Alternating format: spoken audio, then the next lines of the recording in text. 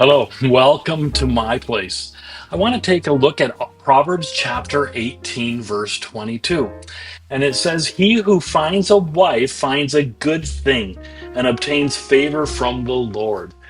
So today I want to give a shout out to all the wives out there, but especially to mine. Regardless of your views in regard to the favor of God, I can tell you without a doubt that I have God's favor. It is very obvious from today's verse. I have obtained favor from the Lord because I found a good wife. Now, I have talked a few times in these posts of how God's will has a lot to do with our choices. And in some ways, I see it that God adjusts the trajectory of our lives because of our choices. However, I do believe that somehow the target at the end doesn't change. It is just the how do I get there part. Take our modern GPS based map programs, for example. You put in the destination, and the map program plots out your directions or your trajectory.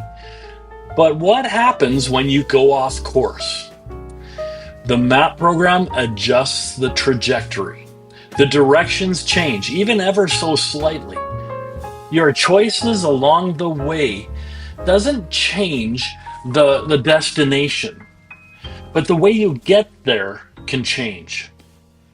Anyways, back to talking about my wife. When I look back at my wife, I see choices that I made that more than likely changed my trajectory.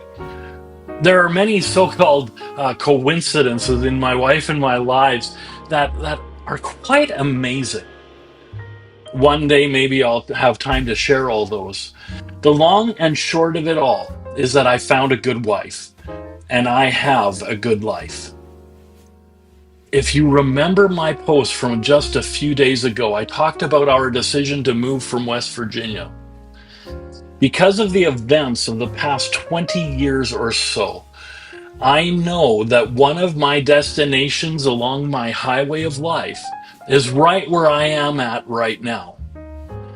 When I wonder about what would have happened if I would have stayed in West Virginia, it comes along to wonder how God would have gotten my family to be here in Manning. Because I know that I am where God wants me for this time. God's favor is definitely with me. My wife is living testament of that. God bless you richly. We'll see you next time.